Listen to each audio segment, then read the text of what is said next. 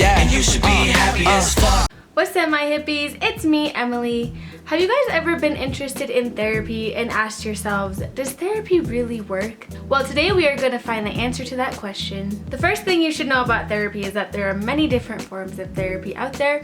I'm going to talk about a few of the most common. So one of the most common forms of therapy is called cognitive behavioral therapy, otherwise known as CBT. Cognitive behavioral therapy is a type of therapy that actually trains your brain to process your thoughts differently. So it's the idea that your thoughts, your behaviors, and your emotions are all connected. And if you're someone who's prone to having a bunch of negative thoughts running through your mind, it kind of goes into your mind a little bit and challenges it and starts to form new patterns of positive thoughts and positive thinking. And eventually you lose those negative thoughts and you gain the positive thoughts. Sometimes we go through life and we don't really realize how many negative thoughts we're actually thinking about ourselves in our lives, and cognitive behavioral therapy can help reverse those thoughts and help us become aware of when those thoughts are occurring. In my opinion, it is the most common form of therapy out there. Another form of therapy is hypnotherapy. So usually people that visit a hypnotherapist have some kind of medical condition or some kind of dislike towards something or an addiction. So for example, I had a cousin who was allergic to cats, and his mom took him to a hypnotherapist and he hypnotized him into not being allergic to cats. It also works on people with addiction or people with a general dislike of something. It's also useful in cases of anxiety. If you have anxiety, you can see a hypnotherapist and they can start to reverse the symptoms of anxiety. The last form of therapy I will be discussing is called energy therapy, otherwise known as Reiki. So energy therapy is more of a spiritual cleansing. So in order for energy therapy to work, the therapist you're seeing does have to know how to do it. And basically they go into the energy of your body and they basically cleanse your energy. Some people believe in this form of therapy and others think it's just BS. I personally think it is real and that it can help people. I think it's most useful in people who suffer from anger issues, depression, and anxiety. Plus, it is really relaxing while you're getting it done, so that's a plus. It's kind of like a massage for your spiritual senses. There are many more different types of therapy out there, so it's really important to choose a type of therapy that is right for you. And the only way to do that is by discussing that with a therapist. Speaking of therapists, we're gonna kind of talk about how to choose the right therapist. So first of all, you may be thinking, how do I even find a therapist? Well, there's several ways you can do this.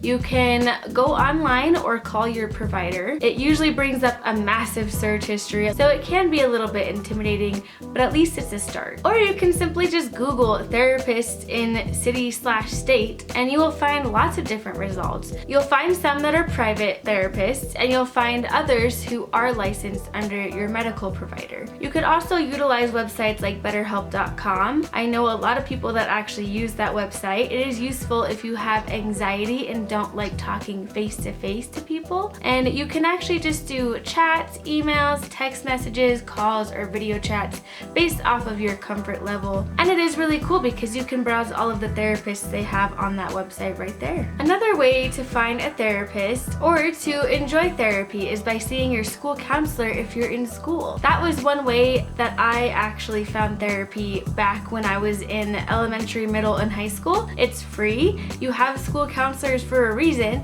and you can utilize them pretty much whenever you need to. Now, this isn't going to be the same as seeing a licensed therapist, but they are trained in certain areas of psychology and they can certainly help you out with any problems that you were dealing with. That's their job. That's what they're there for. I highly encourage anyone who's in school that is seeking therapy to first go to your school counselor and talk about your options, and maybe they can even help you themselves. While you are looking for a therapist, it's really important that you utilize the free consultations or just the consultations in general.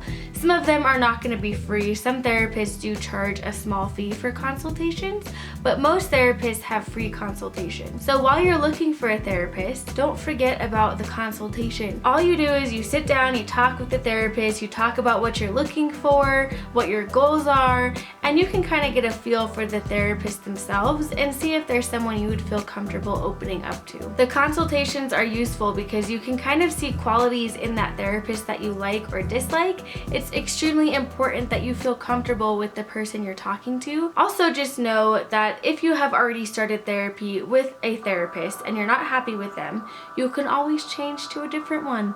If they really care about your mental health, they will be perfectly fine with you transferring to a different therapist. It's all about what is going to help you. Don't be afraid to speak up if you're unhappy with the therapist you have. Just be open and honest with them. That's what they're there for. If you cannot be open and honest with your therapist, then it's not going to work as effectively. So once you have found the right therapy for you and the right therapist, it's really, really, really important to be consistent. In order for therapy to work, it requires you to show up. You're going to have what I call homework. It's not actually homework where you're writing things down. Well, some of it might be, but most of the time your therapist is going to give you things to work on or activities to try, ways of talking, ways of thinking, just to try. If you're not putting in the work and practicing and doing what your therapist is asking you, then chances are the therapy is not going to work. You can always try what your therapist is asking you to try, and then if it ends up not working for you, that's completely fine. But it is important to listen to your therapist's advice because they are trained in psychology and they know how the brain works. They know what ways of talking and thinking are going to be most effective, and that is what they're there for. They are there to guide you through your life and through your thoughts and through your actions. It's really important that you trust what they're saying. Now, if anything that they say makes you feel uncomfortable, you can let them know, or like I said before, you can change therapists. But at some point, you have to try to be comfortable with the activities they are giving you. It's also really important to have a set schedule when you are seeing a therapist. A lot of us tend to start something and then we never finish it. Let's be honest. We start a task, we don't finish it, then we wonder why we are not getting things done in our lives. I would suggest setting up a schedule with your therapist that works well with you and well with them. Usually they'll have you go every week or every 2 weeks or every month, whatever works best for you, whatever works best for your therapist. But it is super important that you have a consistent schedule. So not only being consistent with your practices, but also being consistent in going to your therapy sessions. The more routine you have with it, the more your brain adapts to the idea and it just becomes an automatic thing. All right, last thing I want to talk about is time. So you may have just started therapy and you're not seeing the results you're looking for and you're very unhappy because you thought therapy was just going to automatically work for you. Well, let me tell you, it takes time. Same thing as going to the gym. You don't go to the gym on your first day or second day and see results right away. It takes time. It takes time to build those skills in your mind and to become a healthier person. You might not see results until your 3rd, 4th, 5th month in, or even longer. Everyone grows at different rates, and it's really important to remember that. It's really important to not get discouraged and quit therapy because you don't see the results. All right, so all in all, if you choose the right therapy for you, the right therapist for you, if you're consistent and have a routine and a schedule and are doing your practices and you allow time for yourself to grow, then yes, therapy will work. Therapy is only going to work if you and your therapist are actively working towards a set goal. If you're not consistent and you're not allowing yourself time to grow, or you have the wrong therapist for you, it is not going to work and you're just going to be disappointed. Therapy is not exactly cheap, and rightfully so. You're paying someone to literally figure out your brain for you. It's not supposed to be cheap. I think therapy is definitely an investment, but I think it's a great investment to make. I think therapy can be so useful to everybody on this planet. I think we all can benefit from going to therapy, or just from learning more about psychology in general. There seems to be a lot of stigma around therapy that it makes you weak for needing to go to therapy, and that is not the case at all. If anything, going to therapy makes you so much stronger because you're growing and you're learning more about yourself. It does not make you weak at all. I think this world is becoming more and more accepting of therapy and mental mental health awareness. So I think it's really important to understand when you need help with your mental health. It is very common for people to go on Google and search anxiety quiz or depression quiz or bipolar quiz and solely base their mentality off of what the quiz gives you. In my opinion, it's a lot more useful if you actually go see a professional